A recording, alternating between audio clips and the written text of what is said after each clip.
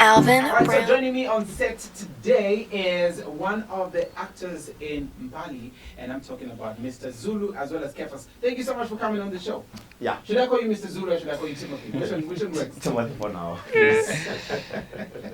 And Jeff Tapiri as well, playing Kefas in the series. Let's talk about your character though.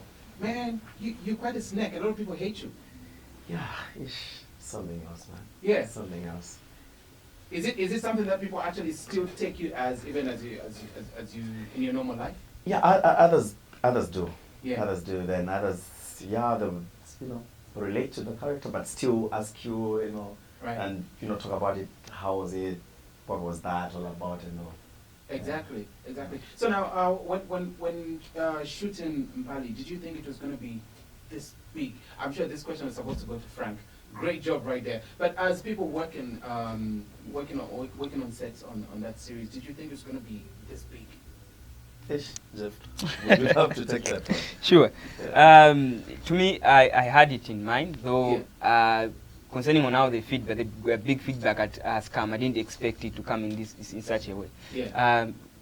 Frank's book has been known to be doing, greatest production. Absolutely. So more especially like the way they were introducing my character, I thought, no, it's one of those things whereby we would just do the movement. Things went from there, but people are now looking at it at a bigger angle, Yeah. So I think it's something big that we never expected. Let me just say so. Yeah, there was, when you're starting a production, there's always this vibe within the camp and all. Yeah. But I think, for example, if it's in terms of percentages, we would go like, we thought it would hit like 60-70%. Yeah. But This is 110. Tell you what. we were surprised that it's Yeah. this big. Because I'm always on Twitter all the time. When it starts, you will see like the hashtag just going every minute. Amazing job that you guys are doing. So tell us a bit about your character in the series, Mr. Zulu. Yeah. Well, Zulu is this kind of, a guy, so good, but Yeah, a little bit of you're actually the sneakiness, best friend to Mr. Nguzu. Exactly. So Mr. Zulu is the best friend to Mr. Nguzu. He's been there for him. Even the time was, marrying all these wives, he's been there.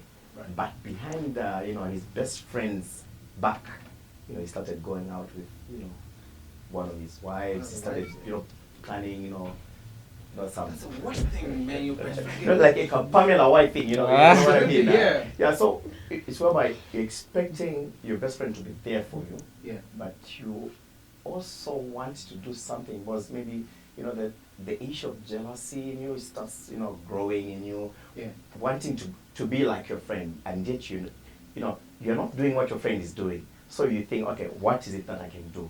Yeah. Okay, then you start planning his downfall, thinking that when he's out of the way, then you can, take up that slot.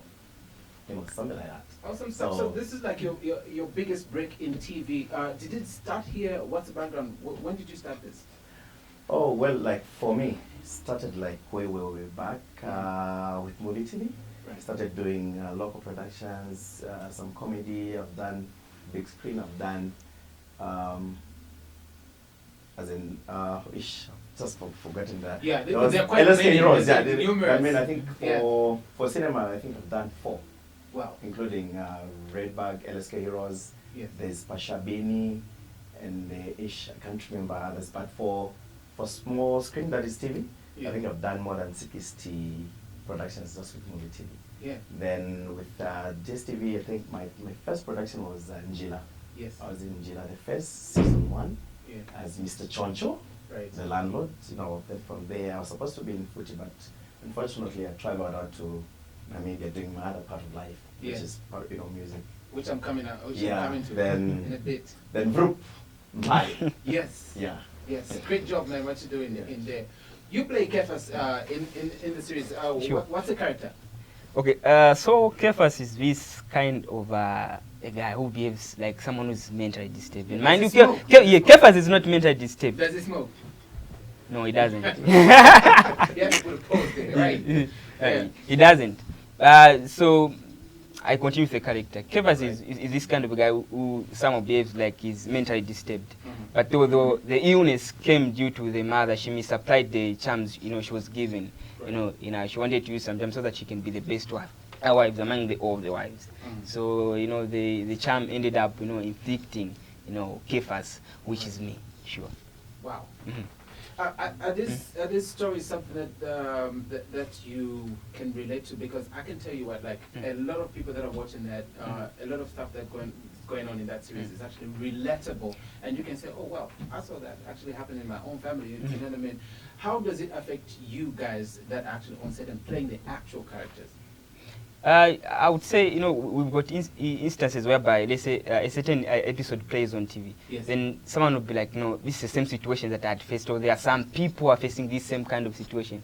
So, somehow, we us doing the job, we might not know that we are giving out the true story. Yes. But I would just say 60% of all the story. These things happen. You've got people marrying 6 wives, and out of jealousy, others are using charms, others are trying to kill each other. Right. So I would say, sure.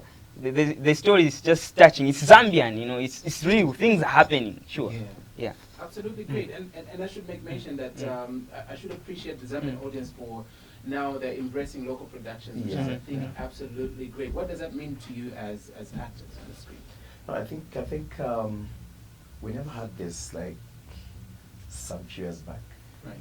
Really, we need to thank all the Zambians who are watching, all the people who stay glued every day, Mondays to Thursday. Yeah. Just to watch not only in Pali but a lot of Zambian productions.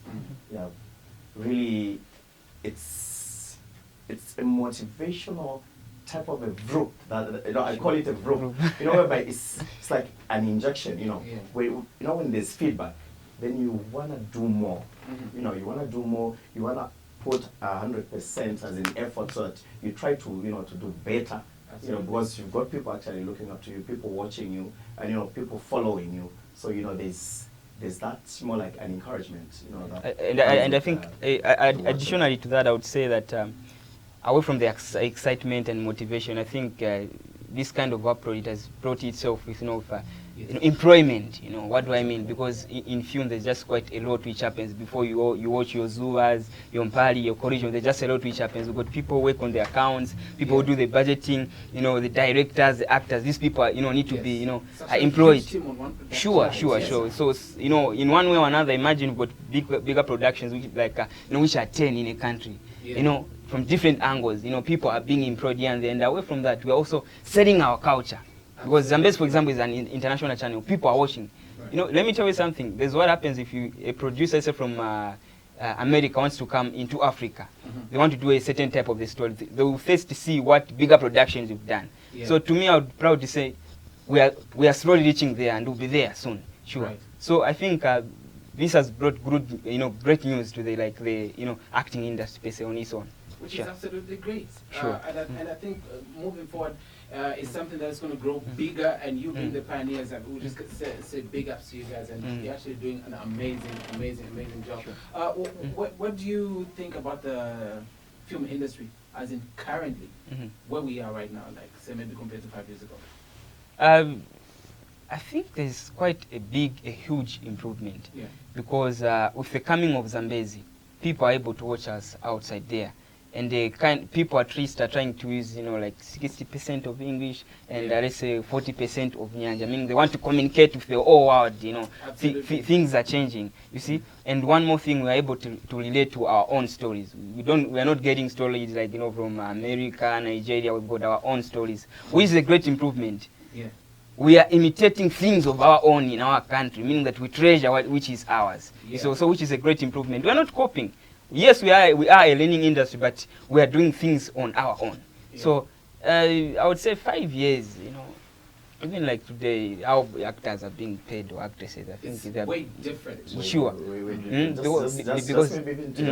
Just add on. If you look at 5 years ago, look at the picture quality. Sure. And take note, with sound. And that there's a huge improvement already, which means it's not only the acting aspect, but even the guys behind the cameras, the DOP crew, there's a lot involved. There's a lot. So it's really like, I don't know how I can put it, but 5 years ago, we were like, I would just give an example. So we're more like in a village.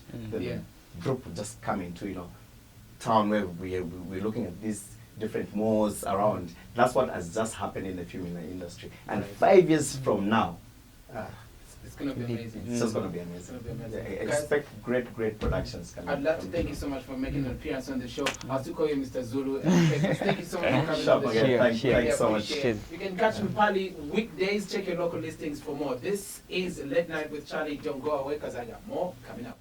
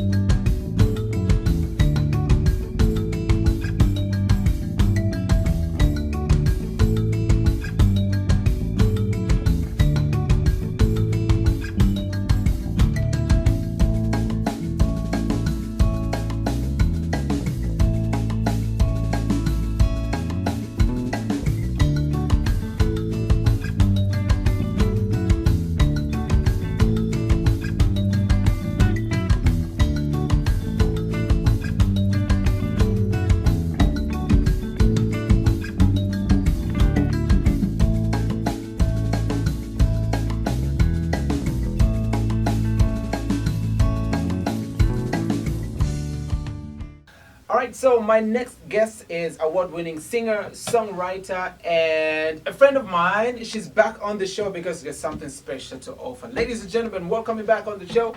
Wezi, how are you? Yo, what's up? Good to have you. Good to have you too. No Chef November is to extend. Okay? Yeah, just extend up. The last time I was here, I was in November. Yeah, I was. Yeah, yes. That's why I'm talking about No Chef November. He's stuck in November, guys. I'm still stuck in November. It's like, and I can tell you one thing, like, when Wes is in the studio, it's all laughter right here. How do you keep smiling? How do you keep laughing all the time? Like, it's a biological ingredient. I wish I could ask your manager. This is how you are at home as well? She's like that as well. We are all bubbly people. I see. Great stuff. You got a lot to smile about now. Yeah. Your new video just dropped recently. Yeah. You got Clear on it. It's called Mnanitema. There's a story behind that. Tell us a bit. I got Catherine Peary to be the starring in the story of greatness. She is the first female African to ever win the World Boxing Council, the WBC title, bantamweight title. And I feel like, in as much as Zambians who follow boxing have celebrated her, I feel like not many Zambians away from sports lovers have recognized the magnitude of that title that she carries on the continent and for black women in the world, because she's the first ever black person to ever win this title, black woman. Wow, how come I'm only hearing about this now? Yeah, we don't really blow the horn on our people. Yeah, but I think, do you think it's something that we need to do more often now? Yeah, because I've taken my step. I always tell you, I want to be the change I want to see. Yes. So I feel like she's under-celebrated by people from different aspects of our society. Mm-hmm. So I feel like I am one of those people that neglected to tell this story after knowing about it. I was like, now that I became close to her, I know her story. She's not from a wealthy background. She comes from humble beginnings, and she is very, very focused. She's such a professional on set. Absolutely. And then I was very happy to have her because she told me some of her struggles. Yeah. Being not accepted as a female athlete, it's not a popular thing, and to not have the opportunity to be educated at the time that she may have wanted. Imagine, like, you know how it is when you are the musician in the family and then you break the news, you'll be like, what? and then female at the same time. Now yeah, you want and to then be a an family athlete. full of intellectuals. Futima Kosako. Wow. Yeah. So She was the easiest target for me to tell the story because people could relate to the fact that she didn't come from a wealthy family. And I'm telling the story of determination. You can literally achieve your goals just like her if you do things like Kathy. She's disciplined. She shows up, you know, for practice, for training. She eats right because you don't have to be overweight when you are bantamweight, you know, and you need to be fit mentally as well, emotionally as well. For you to win the battles that you're fighting in the ring, you need to win outside the ring. So I picked on her because life is a fight. It's a metaphor. Even for me, life is a fight. And you need to show up prepared all the time. Absolutely. So looking at this whole, how did you come up with the concept of the song, and did you have her in mind when composing the song? Is something that you just thought? No, actually when composing the video is when I thought about her, but when writing the song I had just other things. The progression of the song inspired the lyrics. Yes. Yeah, when the E minor, You play guitar as well. Yeah. There's a certain way that I play my 4 chords, but there was another chord that was introduced that I wasn't really conversant with. And then I realized, okay, I need a professional guitarist to play or someone who's better than me. So I gave my young brother Joshua. So he played and I started singing along. And I initially wrote the song for Joshua to sing. Because my young brother is a good singer, so I wanted to introduce him to a bigger audience using this song. Your brother plays guitar and sings as well. Yes. It's a family thing. Yeah.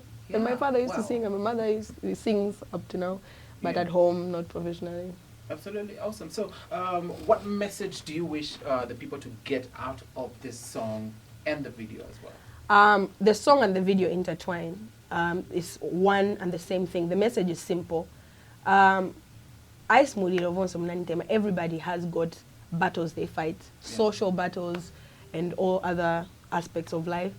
Don't use that as an excuse to fail. Whatever is thrown at you, you know, when lemons are thrown at you, make lemonade or drink. Or eat just the put lemon. them in vodka. Yeah. Go mix up, by the way. You do that if you want. The message is 2019, and it's the deliberate thing for me to have released it on the 1st of January. I wanted to lay a good foundation for the year, for me and for the people that are listening, because I care about me and I care about my family members, I care about my country. Let's make the most of what's thrown at us, whether it's a negative thing, because let's use it as fuel to drive us to our destiny. Absolutely, absolutely. Earlier on, I was whining about how I wasn't invited to the launch of your record label, and you actually mentioned to me that your album launch is coming this year. Tell us a bit more about that. Hopefully, it's going to be on my birthday. Hopefully, God willing, that's what we'll be planning towards 25th of May. I have literally written majority of the album. I'm still writing, pushing for a few collaborations. Hopefully they work out. I'm pushing for certain songs to be done. Yes. But all in all, the compilation should be ready. Like, the songs are very done. I'm very excited because I've spoken my truth for this moment. I'm looking forward. I think it's not only launching the album, it's going to launch this system of albums, because I've never released an album. So I'm looking forward to releasing more albums after this. It's just like launching me into the next phase of my career. Yes. Now I'm going to take it bigger. I'm going to try and become as mainstream as possible, because I'm very passionate about soul music and I want it to be competing with hip hop and R&B and everything else. I want to be a force to reckon with. So this is a statement. I want to make a statement with this album. Absolutely. And how long has it taken for you to for the album to materialize? I know it's not yet done, but are you 90-something % done with the album? How long has it been? I started November 2017. Yes. To 2018, that's a year, and now we're in January, so it's a bit like 1 year, few months. Yeah. Immediately when I met my producer, I literally met him today. I met him in the studio. He's from Zimbabwe. Yeah. Hi, my name is Soundboy. Hi, my name is Wezi. We started recording. Wow. Yeah, not literally, not like after 5 minutes or 5 days. Immediately when we met, we started working. Great stuff. Yeah. You are mostly a perfectionist, so we expect this album to actually be something that is worth the wait, and at the same time something that people should be excited about. The pressure is on. Absolutely, man, absolutely. Do you sometimes get demotivated when you're working and then the song doesn't come out exactly the way you feel like, okay, I had this in mind, but let me bend, maybe we can... Do you always make sure that you get what you want? Yeah, and there are certain songs that have been released that I feel like, okay, could have been better. I can redo them. I can do a remix for it. Yeah. Yeah, because you can't reverse what has already been released. No. But you can perfect it. You can have a different version of it. Yeah. I believe in that. So I don't know if there's one or two songs that I want to revisit. Right now I want to focus on the new ones so that I can get them done so I don't have any regrets, so I don't have to remix a lot of things. Yeah. Yeah, but yeah, it takes time. For me, yeah, it does. Because I'm working with live instruments. The guitar is live, the piano is live, and the wind instruments, the saxophone. I need to make sure everything is on point, is on key, it's not off key, everything is on sync and on time, it's following the tempo. So there's a lot of things, the texture, the mixing, the mastering. I need to listen to it, and I'm not really about like a perfectionist on the ear. Yeah. I'm a perfectionist for the soul. If it doesn't feel right, it's not right. Absolutely. Yeah. So they're just songs that sometimes you've written and I said, no. This song is not coming out, yeah. And there are songs that I've written and I want to sell to another artist because the song came to me and I understand it's my nature, it's my first nature to be a songwriter. But that doesn't mean that I wrote the song, it's supposed to be mine. Yeah. I feel like being generous and giving away, but my management sometimes feel like the song is too good to be given away. So we always have those battles. Like it's not good for me. Why should I keep it? Right. Watching the video of Mnanitema, I was just so moved, and I feel like you have this rich story that you need to tell, and it cannot be told in 1 or 2 or 3 albums. It's a lifelong thing. Are you mentoring somebody that we could look up? Oh, that was. Yeah, I've got friends that I talk to, that I try to motivate because they motivate me. Because life is about exchanging energies. Like there's a poet named Ludo. She's one of my very favorite because I feel like in Zambia, female poets haven't also been given a shot to make the big time, and she's doing a lot. You can see the efforts that she's the first one that I know of who's ever released a poetry album amongst female poets in this country. And I feel like, listen to the content, it's not mediocre, it's really depth there. So I'm working with Ludo to see how I can, in my capacity as Wezi, inspire her to, make a bigger milestone, to, reach certain levels in her life. I'm also working with COG. He's a label mate. He's an upcoming artist. Initially, he was a music producer at Kekero Studio, but he also wanted to double into being a music producer and also an artist. So I'm working with the artist side of him. I'm not working with him as a producer. I'm working with him as a singer, trying to see how he can be the best version of himself, with inspiration from me as a big sister. And I'm also working with Teresa. I want to see if I can collaborate with her, because she does folk music. Yeah, Teresa Ngambi. She does traditional folk music, and I want to see how that can be mainstream as well. Yeah, she's like a female Mumbayachi to me. Absolutely. And I should applaud you for one thing. You take the effort to actually collaborate with a lot of female artists. Remember Unajala, the cover song, and Ladies on It. Your new video as well, you actually put them together, which is, I think, absolutely great. Thank you. You're bringing the right vibe. Yeah, I'm also looking forward to collaborate. I was telling the girls in the media, I get along with the girls in the media, the interviewers. So I want to see if there's any that can sing, who can do a song for fun and shoot a video for it. Because I hear Lina Zulu can sing. Rhoda can sing, our breakfast show host right here. Rhoda, Hope Chishala. So I don't know if they can accept, we can do something for fun, just to show them that they've got abilities beyond just hosting. Have them do a song. Yeah, a song. Yeah, the ones that can. I'm all for it. Yeah? Yeah. I want to get the girls especially. We can talk to the boys at some other time, but right now it's about empowering the women. To just do the intro like, just a cameo. That'd be nice. That'd be great. Wezi, thank you so much for coming on the show, man. Thank you so much for having me. Really appreciate it. I've always wanted to launch this video on this show. Yeah. Ladies and gentlemen, showing for the first time on Late Night, this is Mnanitema by Wezi featuring Cleo Ice Queen. Starring Catherine Perry. Absolutely. Wezi, Cleo Ice Queen, Mulila,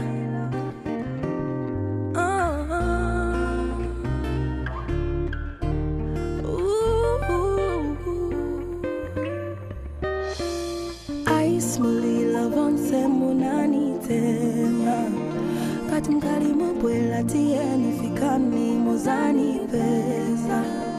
Cause I know I'm good. No weapon fashioned against me shall prosper. I smoothly love won't say monani tema.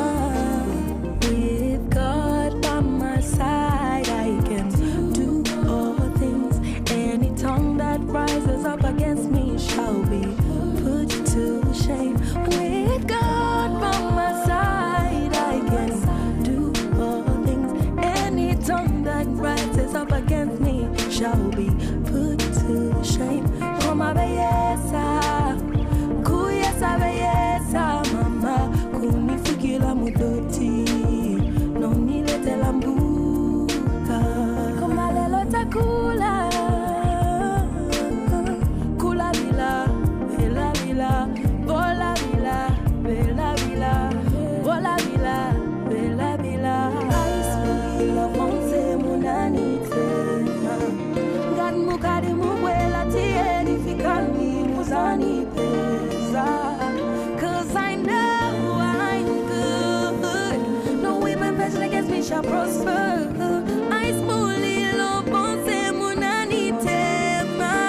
Mamene alibe chimo aime aliteme. Ine I live my life with no regrets kulibe sembe. Alionse muntu ama peze kama situations. It's a time for everything, my trials and my tribulations. Every day we pray, lead us not into temptation. Yes uni watu wonse ndise. Bantu bamozi ziko la tuizafendela tika nilila pamozi. Tika imba pamozi noku vina pamozi. Take a stand for one another. Bring no harm to your brother. Look out for your sister and give love to your mother. Life can be messy, bring those strangers, it's alright. Don't give up, just know everything gonna be alright. They say that's what you make it, so I'm out here trying to make it. Wanna live to say I made my mama proud, that's a blessing. Black skin, big hair, big dreams, get green, walk with a purpose and build your esteem. I smoothly love won't say munani tema.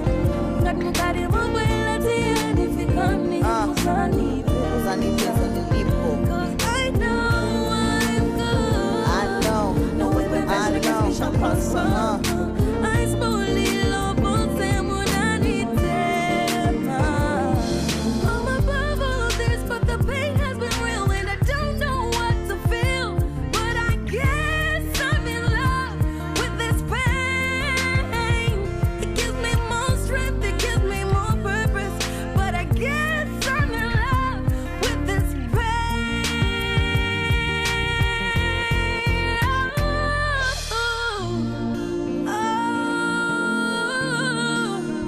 It gives me more strength, it gives me more purpose. I fully love won't say munani tema. God mukadi mubwela tieni fikani muzani pesa. Cause I know I'm good. No weapon fashioned against me shall prosper. I fully love won't say munani tema.